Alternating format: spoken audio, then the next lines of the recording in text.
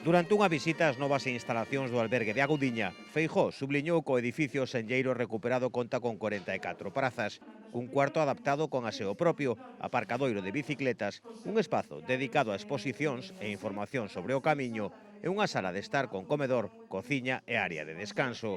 Ao longo da súa intervención, o titular da Xunta recordou que a comunidade conta cunha rede pública de albergues con 78 establecementos. Nesta liña precisou que a Vía da Plata conta na actualidade con 13 albergues, aos que se sumarán 2 establecementos máis, o de Cea con 43 prazas e o de Piñor con 40.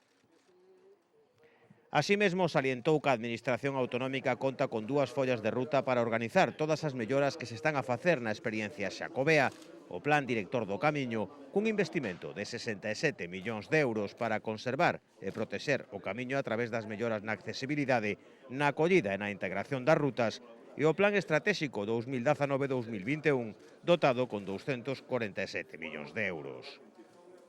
Levamos 13 albergues na Vía da Plata. Neste momento entregamos este e estamos construindo un albergue en Cea e outro albergue en Piñor.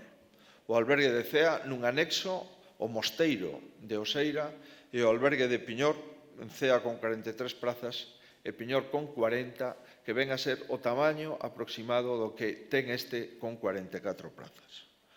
Non é unha actuación illada, polo tanto, este albergue de Agudiña.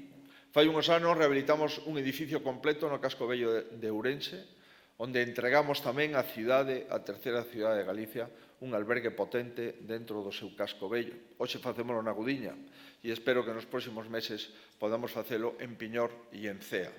Por outra banda, o responsable do goberno galego destacou hoxe o compromiso cun rural vivo e dinámico apostando por mellores servizos, equipamentos públicos e a rehabilitación de vivendas. Durante unha visita este mediodía ás novas instalacións da piscina municipal de Cualedro, Feijóo resaltou o esforzo da Xunta para levar a cabo a rexeneración urbana do municipio.